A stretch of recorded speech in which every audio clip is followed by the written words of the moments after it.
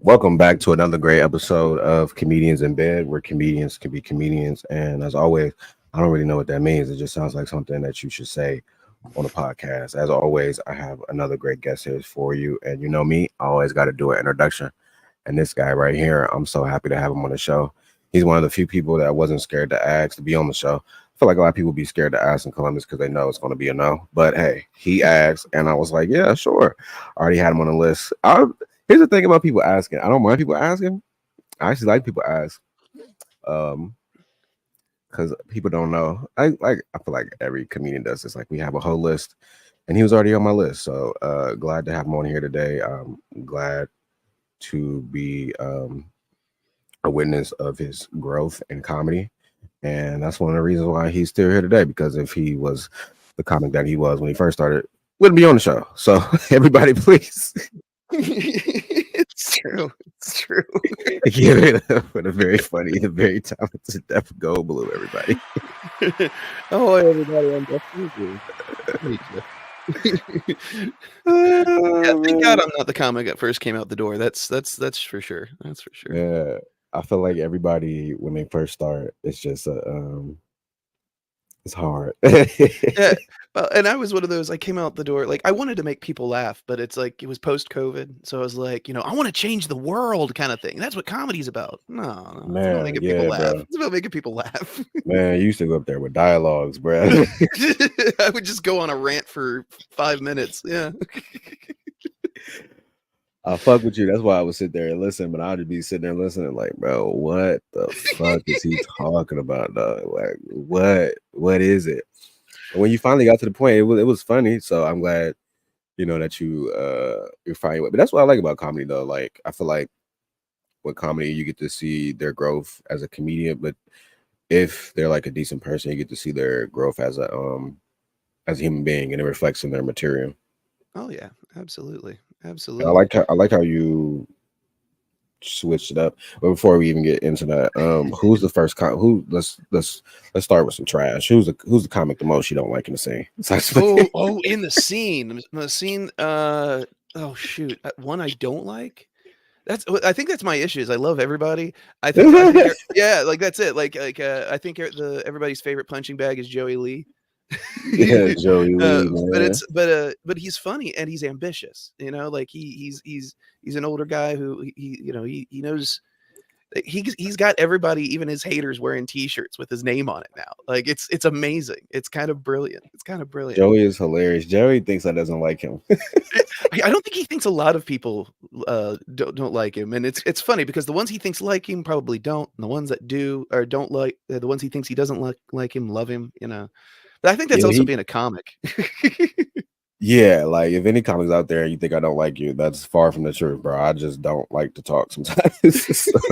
But he think I don't like him because he was leaving like these, you know how he do. Well, I don't know if he do it anymore, but he used to leave like these long ass paragraphs underneath my comments or whatever. So I genuinely asked him, I was like, hey, why do you like no, he at his self when it's coming. Like, why do you do that? And I wasn't trying to be mean. I was really like trying to get it because I'm like, I don't get it. I don't, I don't understand why you're doing that. Like, do you not know how to work Facebook or what it is? So then I think he sent me like a DM explaining why he do that or whatever. And then next thing I know, Rob was like, yeah, Joey thinks she doesn't like him. I'm like, what the fuck? Like, I just asked the question. Like, He's I just don't, not I used don't. to pushback. Yeah. Joey's a character. I wonder who did his merch because that's So he said he's got a guy because I've been talking about, I do all my own flyers and shit he's like that. got He a says guy. he's got a guy. Yeah, he's got a guy. He's like, oh, I'll put you in touch with him. He's a good guy. Did the whole thing with his hand. That is funny, bro. That is funny. When I think about it now, to be honest, you're probably like one of the first uh you're like the first person I started to talk to when I started talking in a scene. I, And I felt like we learned a lot about each other. That's why I'm glad you're here today. no, I appreciate you. Yeah, you were talking about like people asking to be on the podcast and stuff like that. And I run a showcase. I tell people all the time, yeah, please, ask, because I do love comedy, and sometimes people slip my mind. I know I slip everybody's mind. So, But no, when I like, it was true when I first met you and stuff. You're kind of quiet, and at first I was like, I thought all comics were, outgoing, and yeah, I thought you hated me too. I thought until we had that conversation, I was just like, oh no, he's just a quiet guy. He's just smart enough to mind his own business. Hey man, hey, I ain't gonna lie. I'm gonna talk to my counsel. She probably gonna say nah, but like I do need to work on like I guess like letting my guard down with people. I've had I had one very bad relationship and then one that just it was good, but it ended bad, and my guard be up. I don't be trying to fuck with people for real. And I need to learn how to like still live life, but like um not so guarded because you only get one life and you can't let one person out of 8 billion like ruin your life, so that's something I'm Absolutely. learning. Absolutely. But then like one of the great things about not talking is like you get to see how people are and how they interact, and it's like nah, I'm cool. Yeah, no, sometimes it's fun just to kind of be the wallflower and let everybody else play Yeah, out. You I'm don't not get even as gonna lie. dirty that way. I'm not even gonna lie to you. I feel like this is the chair where you smoke and stroke. I'm not sure. Smoke, yes. I save my stroking for the shower. I'm more of a shower stroker. I found out that's bad for the plumbing, and I was like, that's why we had to redo it. Oh, okay. Bad for the plumbing. That's funny, man. That's Yeah. hilarious, bro. How long have you been doing comedy? I feel like did you start in Columbus or did you start somewhere Yeah. else? So I technically years ago I tried my hand at it when I was like 17 or 18, but just for like not even quite a year. I met some interesting people, but wasn't like living the comedy life. I wasn't going out every night. It was like maybe once every other week or something. But doing it like where it's like, oh, this is fun. I want to do it. 3 years, a little over 3 years. Just after COVID. Um, that's when I started coming out. My roommate at the time, he's still one of my best friends. I told him I was like, I want to try stand up comedy again, and he just kind of clapped his hands. He's like, about fucking time, Like I was like, oh, cool, So yeah, a little over 3 years now. um so at first, like we said, at first where you started, you were just like most comics, I feel like, not all, but like some comics, they'll either do like one liners or they'll do like long stories and you were a storyteller, but now you kind of found your groove with the guitar and your love for music. I don't know what that style of comedy is called. Is there a certain style or is it just comedy in general? So I've heard a bunch of different phrases for it. A lot of times, people will put like funny songs in the thing novelty music, which isn't what I do either. Because I do parodies, which would be doing someone else's song, uh, but I'm changing the words to make it humorous and stuff like that. And we're gonna have a child wander through the background here. Very fun. But yeah, so I often just tell people I do musical comedy, musical stand up, because I do try to mix it up, tell stories and jokes in between the little things. So in So general, I'll just say musical comedy. is this a style that you will continue to keep, or is it just like a style that you're gonna have in your back pocket? And the reason why I ask is because like we've had very in-depth conversations, and I kind of think like I told you all the time, I feel like your life is like really, really interesting. and, I, It's a wild and I one. feel like I can't wait to see you talk about that on stage. Yeah, it's something. It'll definitely stick around. It's hard for me to put it down now. I've gone out to show. Well, I cannot get. I don't get booked on shows without it. I know that much without the guitar. But if I do show up to a mic or something like that without it, I can see the look in people's faces that they're let down. And so it's like, you know what? I'll keep it going. What's great about doing longer form shows, if I have anything more than 5 minutes, is okay. Now I can start without the guitar strapped on, tell stories, introduce myself, talk about some real things, and then jump into the music. But uh, luckily, with my monthly show, I host a monthly show last Friday of every month at Ruby's on Summit here in Columbus. I have more space to do that, where I can go up front, tell a few jokes without any music, do 5 minutes or whatever, and then start the showcase, bring people out, and then at the very end, reward everybody who stayed with little music thing at the end of it. How freak, I just forgot the question. Yeah, I forgot it. It's all right. Nah, I like your showcase though. You took matters into your own hands. So yeah, let's talk about that. The showcase. How are you coming up with these flyers, bro? Because they're very creative. Or are Yeah, you? no, I paint everything. Actually, you can kind of see the wall behind me here. I in school and stuff was very heavy in the arts, whether it was music, painting, sculpting, drama, theater, all that kind of stuff. When it comes to shows, it occurred to me that our biggest competition is not other comics or anything like that. It's people and their phones and couches, you know. And so when it comes to these shows, I want it to feel like something. And I noticed if I started painting flyers and going that route, it gives someone something real. That and I like to come up with a piece of art, you know, print off a bunch of flyers, pass them out, and give someone something that they can put on their fridge that they don't really want to take down. You know, Mhm. even though the date's passed, it looks cool enough that they kind of want to leave it on their fridge Yeah. because it's fun and I enjoy doing No, that. I get that. You why? Yeah, I'm gonna ask you this. Why are you so nice? Like, I don't think I've ever seen you be Okay, like mean, sad. yeah, because I'll be honest. I got the heavy answer for that one, which is I've had a rough life. Like I've seen some horrible things, and I've watched people get hurt. And nah, I do my best to not do that to others. You know, I run the heckle mic after that showcase where we all say terrible, terrible things.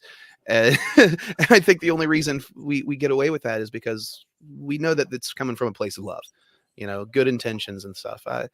If I ever told a joke that I knew actually hurt somebody, I'd probably have to take a day or so off.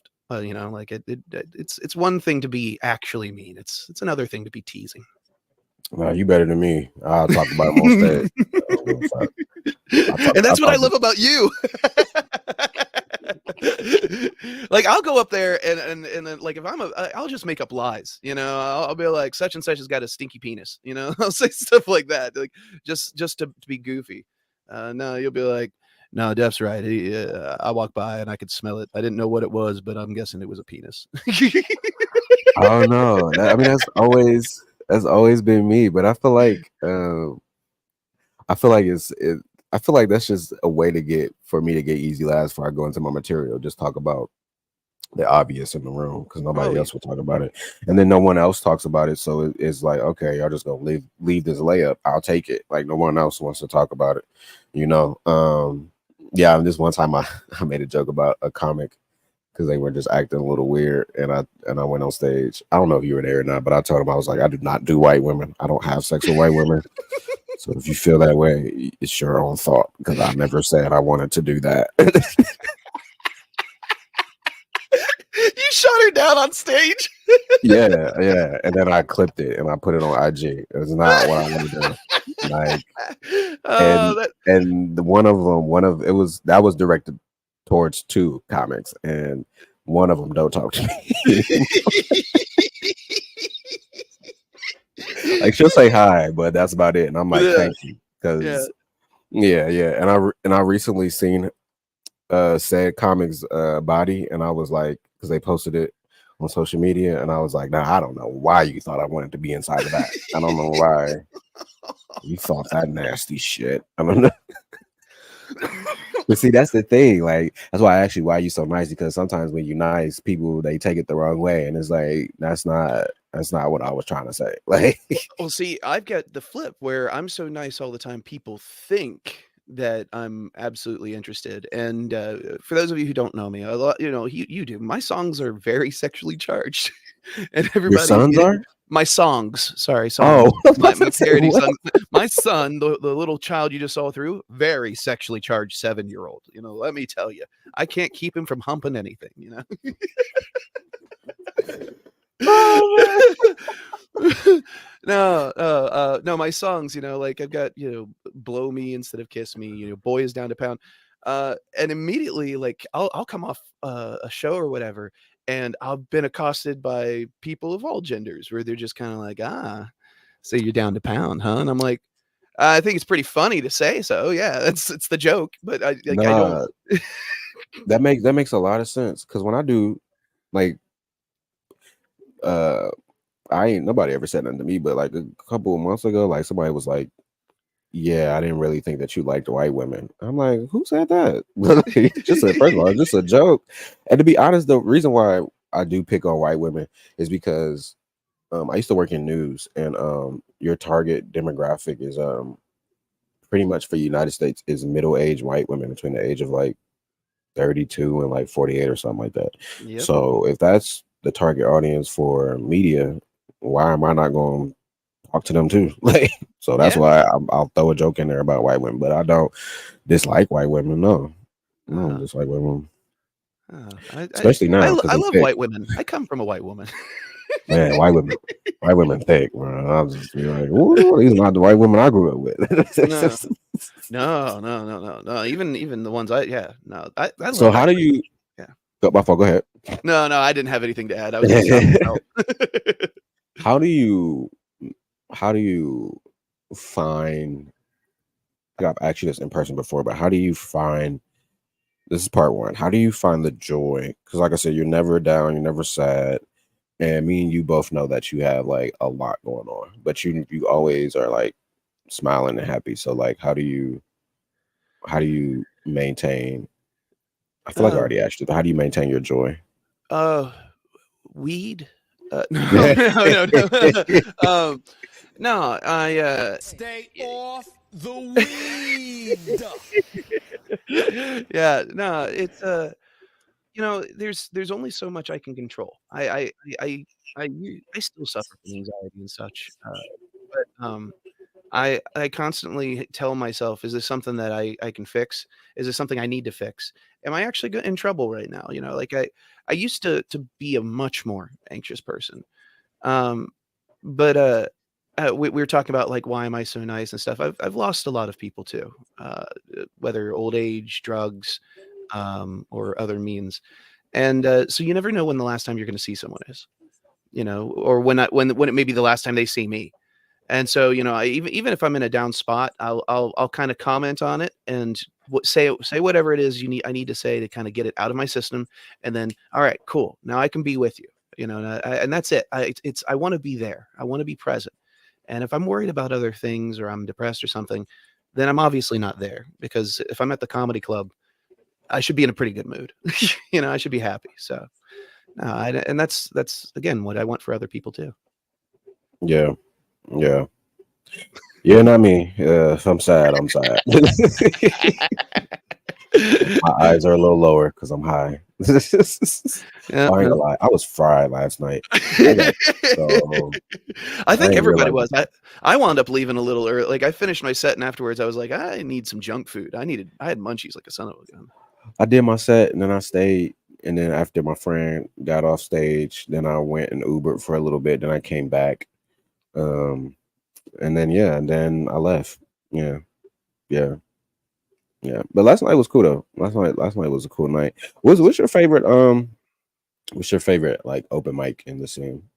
Ooh, so I got phew, I really like what happens at Fives on Tuesdays. So like it's kind of weird. Like I love them all for different reasons. On Mondays, Cafe Bourbon Street with Ty is wonderful because it's kind of like it is that Monday thing where everybody's like worked earlier in the day and they're just kind of chill or whatever. And the place fucking stinks. It And fucking yeah, stinks. dude, it smells. Yeah, that's actually one of my favorite parts. Is it's a big determination. Like people step in for the first time, and you watch them as they walk closer to the stage. Like the smell hit them, and they're just like, what is Oh that? man, I don't Yeah. know what Then that they smell walk in, is. and it says, "Do not flush the toilet." It's even better. But no, I love the room at Fives on Tuesdays, Fives Up High. But my favorite one tends to be hashtag on Fridays. It's a room where comedy shows already ended. The people who are sticking around are still wanting to laugh. Like they are primed, they're ready to go. And it's one of the it's a late night weekend room. I like the late night rooms. I try to do those myself. So yeah, I kind of enjoy doing the open mic at hashtag. Dang, all the ones you named, I name. I like Mondays because like it. I noticed like it don't be no people in there right now. I think the most busy it be is like for whatever reason, like during football season, like Monday Night Football, they be in there watching that shit. Yeah. And then I like Fives because I feel like Fives. Well, I like Cafe Bourbon because it's Thai and the room stinks. And if you're there, you're fucking dedicated. And then because I use that mic to like try out new jokes and shit. And then on Tuesdays, I like Fives because I feel like it's a good replica of like a comedy club. Sometimes it might be popping, sometimes it's not. And sometimes a comic might go up, they might be popping, the next one's not. I don't know. I just feel like it gives you that authentic comedy club feel. And then I like hashtag because there's actually like a crowd that came for comedy, and it gives you like that late night New York comedy feel, like you smashing mics throughout the night when really you only hit one. But You're right. it gives you that feel, especially with the break. But then I'd be mad because I'd be like, "Oh, y'all motherfuckers could have bought tickets to my show that was just before this, but I had to cancel it because you guys didn't buy shows, but you came to this free one." That makes a lot of sense. That's one of the hardest parts is getting people to pay to go to shows too. Yeah. But that's another thing. Like I'll do that. Like that's, I don't want to say that's my club, but that's a venue that I like to do shows at, and I'll go there to like promote myself. I like promote my show. Like, you see, I'm funny. I got a show. Come check it out. What's your favorite comedy venue that we have here in the city? Actual comedy venue? Well, I mean, if we're talking about actual comedy clubs, I like hashtag. They just don't have a stage yet, but that's coming soon. Like an actual. Hey, is it a long stage or a short stage? Me and Tony Cruz are building it for him. I think she said we're going to make it about 8 feet long. It won't be huge, but it's enough that you could have a couple people. You can pace it. I think something like that. And I will add this if I can, my little two cent. Make it handicap accessible. Yeah, honestly, yeah, we're not going to make it too high. Well, honestly, it would be best to have a ramp coming up from that one side, anyways. It'd be easier for people to get up there on their own. If you could do the ramp and then you got the curtain, like you got the curtain and you come out the curtain in the ramp, that'd be sweet. And I don't know that we're supposed to sit down and chat about this, but I don't know if that's something we had considered. But I know that Hannah and hashtag would, if they haven't thought of it, they'll be like, oh yeah, absolutely. Yeah, I'll be trying to think about that shit now because I never really paid attention to it, but yeah, some clubs aren't handicap accessible. Like I think I probably just started thinking about it when I went to the Attic because either I saw a lot of old people there or maybe I had a show and I was inviting old people. Yeah, I had a show there and I was like, well, I don't want you to come to this one because this one has a lot of stairs. And yeah, I know you old and I don't want you, and there's no like no thing up there. There's no other way to get up there. Like, so that's when I started thinking about like shit being like handicap accessible. Like I think it was Lori Graves. She did a spot there. She was a headline one night, and I think she spent like the first 2 or 3 minutes just talking about the stairs. She was like, "Nobody told me about these stairs when they booked me. This is bullshit." yeah, She's like, "I'm not built for stairs." You know. that is true. I've never met her like formally, but I've seen her in person. She's not. That's a lot of stairs. Maybe like 6 stairs, but not 23. Not Especially 23. it's not like they're just like stairs. They're like stairs. Bro, they're so steep, bro. Yeah. They're so fucking steep. Like it's crazy. But the reason why we brought you on the show was to talk about you being on the Columbus Comedy Festival, the inaugural one. How does that feel to be in? Congratulations!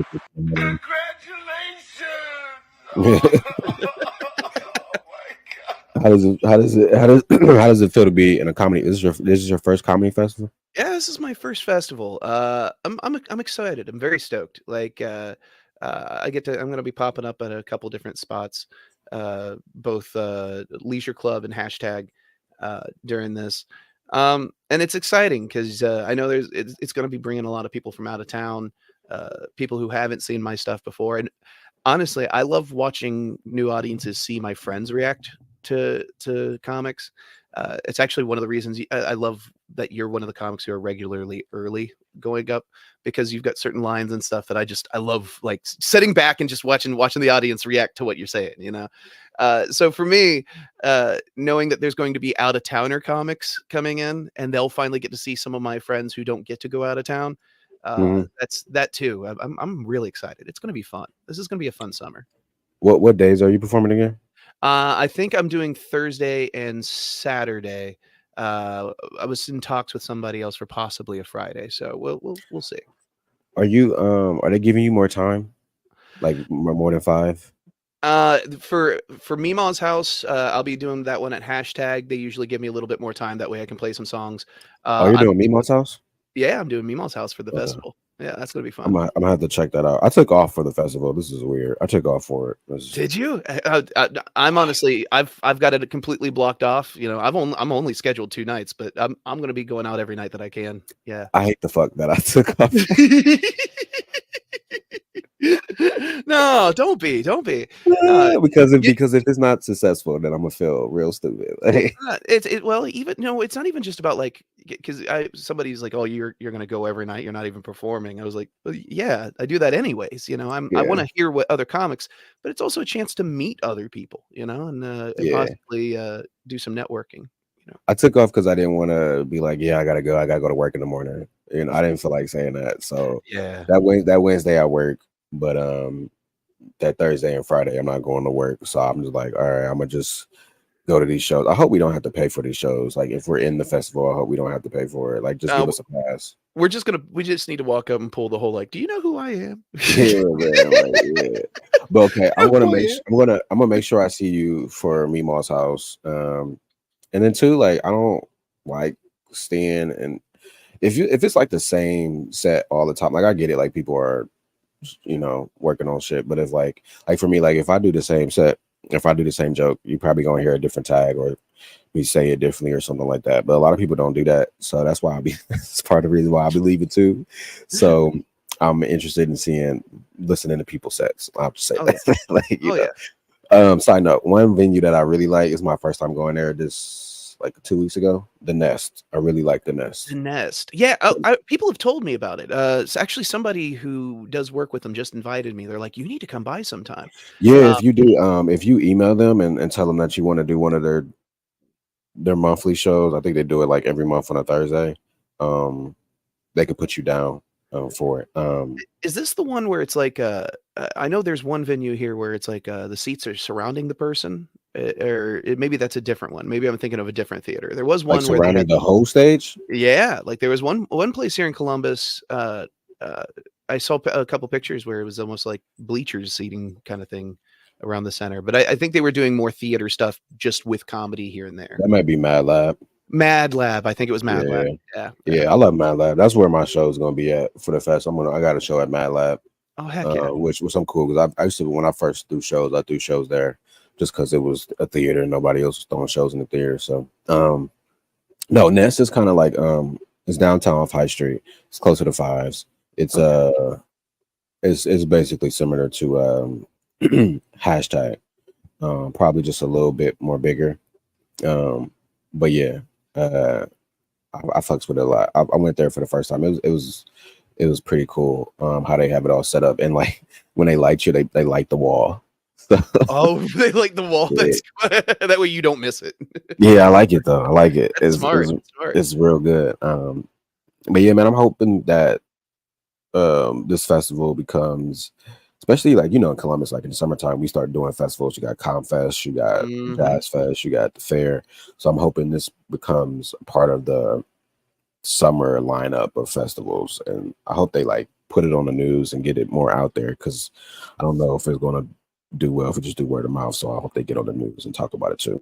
Same. And I've been talking with actually a couple of the other like open mic host Ty and Xavier about doing like a Summit Street comedy festival of sorts eventually. Maybe not here, but like maybe early. That would be freaky. Because we have you know, Cafe Bourbon Street right next to Summit, and then you've got My Room with Rubies on down the street. We were like, why we're not doing this? You know, you could do three. You could do 3 shows a day. One. You could do 3, and then even like with a PA system, set something up halfway down the street in between. That way we can have like a street mic too. Just have fun. Like spend like a day doing that kind of stuff. Probably do that like when students come back. Exactly. Yeah. Yep. Yeah. That would be a nice little kickoff. Yeah. Summit Street is nice. That's where the hose is at, on Summit Street. That's for dang sure. That's why I do my show at Ruby's. Now, if we're talking rooms that are like favorite rooms, but like, I said comedy specifically, where it's like, oh, it's just a comedy room. Now, my favorite room is Ruby's on Summit. I adore that place. It's Bro, old. It's kind of creepy, but it's got a big stage, crazy weird sound. Like, I love that room. crazy story about Rubies, and we're gonna wrap it up. Please, Um, please, please. I don't think I've been back since. I might have been back one time, but I ain't gonna say their name because I don't know if they want me to say it. But said comic was like, I was there. I don't think I went up. I just think I was there supporting. And said comic, I think he walked past me or said what's up. And then next thing I know, that motherfucker was falling down them steps in the basement. Yeah. Like a cartoon, just boom, boom, boom, boom, boom, boom. Oh God. And I was high, so I'm like, And what's they were that probably noise? drunk. Yeah, so they're okay. Yes, Yeah. they're very drunk. So I was high, and I'm just like, and I look, and I'm like, should I help? I'm like, yeah, I should help. And I went down there, boy. Ever since then, I always like have this. It's like PTSD. I could see me falling down steps, and I wasn't the one that fell, but just Yeah. seeing him fall.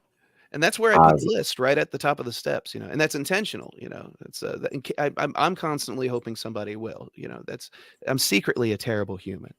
That's why I'm nice all the time. Man, he got Was fucked. he okay? Well, I was gonna say, were they? I don't know who it was. Are they? He had a knot on his head, bro. You know, like Wait, when were you they little, bold like me? Because that'd be amazing. Just like you know, like when you little and you like bump your head against the window and you get like this big ass knot. a goose egg. Oh my gosh, bro. He had a big ass knot, bro. He was so drunk. I'm like, dog. I think only me and him saw it though. Like, but it was loud as fuck. Like, I don't think I've been back since, bro. I don't think I've been back since. But now, as we start to wrap this up here, always ended with the same questions. Who is on your Mount Rushmore for comedy? Mount Rushmore of comedy. I grew up with Carlin, Red Fox. My son is actually, his middle name is Fox after Red Fox. Shoot, I just had somebody else there. A name that most people don't know, Dennis Blair. He was actually a music comic who I stumbled across in high school, and he did a lot of work with George Carlin. And then controversial, I never really talk about him, but Dane Cook. I haven't even listened to Dane Cook in maybe 15 years, but the energy and stuff that he brought, that hit me right there in like junior high school. I was just like, oh, that you can do comedy like this. You know, you can be smart, dumb, energetic. You can. He was saying pretty much whatever he wanted, you know, and just having fun with it. I need to get a Red Fox comedy album. I need to go to you just remind me. I'm gonna probably go there today. I'm gonna go to my record store that I go to and ask them like, okay, what are we doing here? We don't have no Red Fox. See if they can get it for me. And then, who was the last person you said? Who's the last comic you said? The last one, Dane Cook. I was trying to think. I also, I'll be honest, I kind of said that tongue in cheek just to be honest. Dane Cook. I was forced to like Dane Cook because I grew up. I'm an MTV kid. I grew up watching MTV, so it was Dane Cook everywhere. Dane Cook, and I was glad when he left because I'm like, I don't get it. That's why I said it's been 50. I probably has been at least a decade since I've listened to any of it, but it was impactful enough. You know, I don't need to go back to it. But I am a fan though because I heard an interview of his, and I was like, okay. As a person, I'm a fan of you as a person. Comedy, I haven't really sat down and listened and like listened to, but he's still doing comedy though. He still put out specials and whatnot. He's been back out there. I'm pretty sure I saw something where he's dating somebody who's like less than half his age or something though, which is good for him. and you know why? That's really why I want to find a woman now, because I'd be damn if I be like in my 40s still single and I'm out here trying to fuck a 25-year-old just so I can have a kid. And I'm just trying to do nasty shit. I'm 36, and there was a certain point where I realized I was like, if it's 25 or younger, that's actually, I feel like it's older than that now. It's like we can have things in common, but not enough. Not enough. Man, not enough. Shit. I remember what it was like before the internet. You know, like I'm old. You got to be 30 or up. Ride this train. I'm not playing that. What are some words of encouragement you can give to anybody listening to this right now? I've got actually my mantra for the summer, for the year, is while you see a chance, take it. Find romance, fake it, because it's all on you. Steve Winwood. Yeah, I like the idea of like I've always been very hesitant and anxious about seeing an opportunity and like, oh, should I go ahead and do this? And not seizing chances or taking them is kind of why I'm just now doing the music comedy. You know, had I listened to the encouragement and support of people sooner, maybe I would have gotten funnier sooner. Maybe I would have played music faster or whatever. But yeah, no, when you see a chance, take it. Message. That was my fault. I was trying to get to it quick, but I didn't get to it quick enough. You can fix that in the edit. Little hands. Tell people why they should listen to Comedians in Bed. You should listen to it because you get to hear us have real conversations. What you see on stage is always fun and everything, but it's always a little amplified. I always enjoy listening to this because it's not often I even get to hear my own coworkers and friends that I see every night just kind of take a moment and chill. And you're a wonderful host. You have a great way of just getting people to relax and have a good time. I like how you say you got to enjoy getting people to relax and just have a good time. You do. You're very chill. It allows everybody to let their guard down. And the sheets match the sheets. I don't know if you See that, yeah. caught the black on black. Oh, yeah, that's Yeah. It's really how my bed. I have sheets. I have silk sheets. Partly because I have real bad dandruff and makes it easier. Yeah. I get that. keeps the moisture in. Dev, tell people where they can find you at. Yeah, you can find me on most social media as Def Goldblum Comedy. And you can find me last Friday of every month at Ruby's on Summit for the Def Goldblum late night double feature comedy show, followed by the Heckle Mic. If you want to catch next week's episode, you can go ahead by subscribing to my YouTube channel at TYE Comedy. Make sure to subscribe and share for the live episode every Tuesday at 11 a.m. If you miss it, no worries. You can listen to this podcast wherever you listen to podcasts.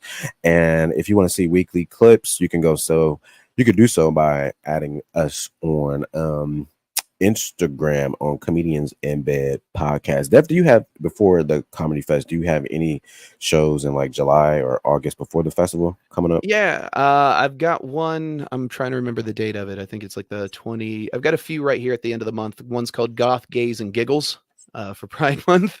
That's going to be a fun one. So I'll plug that one for. Oh, and a Snatch Game is that week there too. Last week of this month, I'm going to be performing in drag as C-3PO from Star Wars. Yeah, I did hear about that. I'm gonna try to make that show. You're going to be mortified. Everybody else is going to be beautiful. I cannot wait for everybody to see mine too. Yeah, I need to do a better job at this too. Let's see. I don't know when this episode gonna come out, but I got a show on July 6th in Columbus. I got a show July 12th in Dayton, Kentucky. If you're in Columbus, Ohio, you can catch me here at hashtag July 19th. And then, as usual, for the festival. But if you don't want to see me, fuck you. But no, we appreciate you guys for coming on this episode. Be sure to check us out in the Columbus Comedy Festival, the inaugural one. Def has 2 shows, possibly 3, but if you want to for sure know his shows, all you gotta do is go to the website, look up his name, click on it, and it'll show you all the links and give you the tickets for that. Def, we want to thank you for coming on this week. As thank always, you for having me. Thank you for having me. Yeah, man. We will see you guys next